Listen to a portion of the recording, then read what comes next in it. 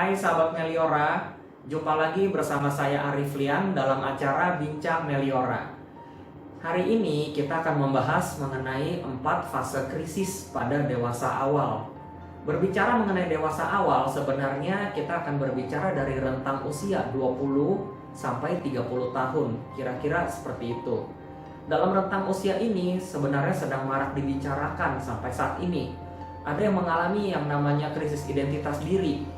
Jadi ibaratnya dalam kondisi ini seseorang bisa merasa rendah diri. Ibaratnya bahasa yang lebih mudah untuk dimengerti. Jadi dia merasa kelebihannya tidak sebanding dengan orang lain, merasa tidak memiliki kelebihan, tidak menonjol seperti yang lain, dan seterusnya. Panjang sekali ceritanya.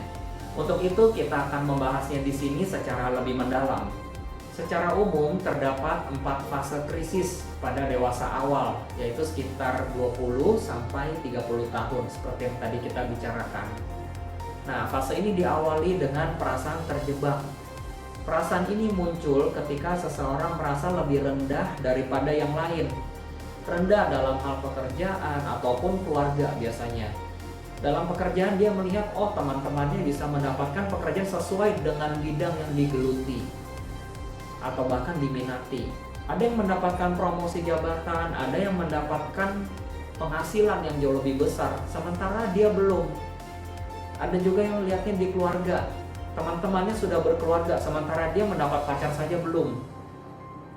Penderitaannya belum cukup, saya tambahkan lagi. Misalnya ada juga keluarga atau mungkin rekan-rekan teman yang bertanya, kamu kapan dapat pacar? Kamu kapan berkeluarga? Kapan punya anak? Terus juga ada yang bertanya lagi, kamu kapan dapat promosi jabatan? Kok penghasilan kamu segitu? Yang lain penghasilannya bisa lebih tinggi. Kok kamu belum sih? Nah, pertanyaan-pertanyaan seperti itu akan membuat seseorang merasa semakin rendah. Jadi hati-hati dalam mengajukan pertanyaan. Itu di fase yang pertama. Kemudian seseorang akan bergerak ke fase yang kedua. Dalam fase yang kedua ini, seseorang akan mulai berdamai dengan dirinya sendiri. Sebelumnya merasa terjebak bukan berarti buruk. Dan dalam perasaan terjebak, seseorang dapat belajar mengenai kekurangan-kekurangannya dia, hal-hal yang perlu dia kembangkan. Bahkan dia bisa menyadari, oh ternyata saya kurang memanfaatkan kesempatan di masa lalu. Jadi sekarang saya akan manfaatkan. Misalnya ingin belajar bisnis, oke, dulu saya belum belajar, saya nggak manfaatin kesempatannya. Sekarang saya bisa ambil training, saya bisa ambil seminar, saya bisa baca buku, bebas. Jadi itu pemikiran-pemikirannya sudah mulai berkembang ke arah yang lebih positif. Itu di tahap kedua. Setelah tahap kedua, dia akan masuk ke yang ketiga, yaitu eksplorasi. Aktifnya bukan lagi di pikiran, tetapi sudah masuk ke tindakan.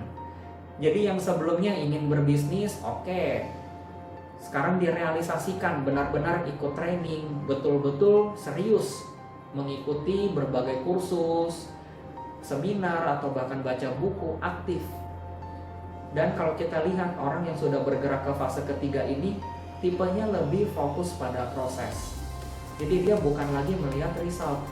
Kalau lihat result, oh orang lain sudah sampai sini, saya belum, makin frustrasi, biasanya begitu. Tetapi kalau yang fokusnya ke proses, oke, orang lain sekarang sudah mapan, sementara saya belum.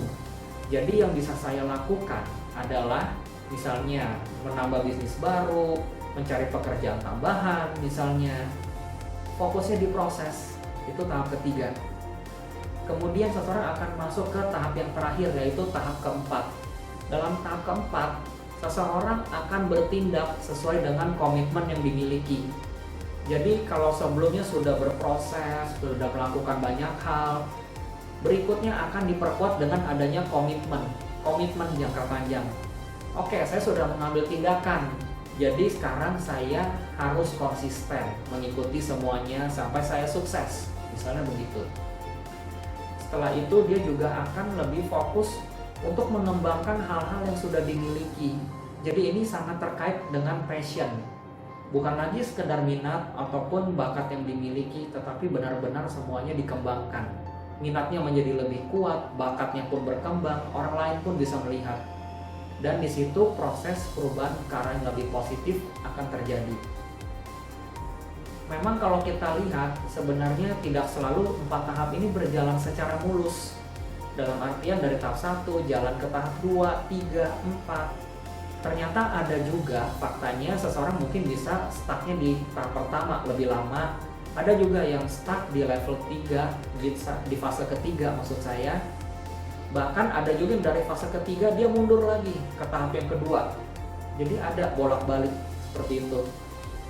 Sebenarnya tidak terlalu menjadi masalah karena namanya manusia, ini semua bergantung pada karakter dan kemampuan kita merefleksikan diri, kemampuan kita berkembang, itu semua akan menjadi hal-hal yang diperhitungkan. Sampai saat ini mungkin sudah ada di antara kita yang merefleksikan ke diri sendiri, persepsi diri saya itu positif atau negatif, atau bahkan ada yang memikirkan saya sudah ada di tahap yang mana, fase pertama, kedua, ketiga, atau keempat, atau justru ada yang bolak-balik, ada juga yang lama di salah satu tahapnya. Nah, itu akan saya kembalikan lagi kepada Anda, dan saya akan berikan 2 pertanyaan yang mungkin membantu Anda untuk merefleksikan diri lebih jauh. Yang pertama, hal-hal positif apa yang Anda miliki saat ini terlepas dari berbagai kekurangan Anda? Kemudian yang kedua, bagaimana Anda dapat mengembangkan hal-hal positif tersebut supaya bisa membantu Anda mencapai target di masa depan. Selamat merefleksikan diri. Terima kasih sudah setia menyaksikan Bincang Meliora sampai saat ini. Kalau begitu saya Arif, saya undur diri untuk saat ini. Sampai jumpa di kesempatan yang akan datang. Salam Meliora.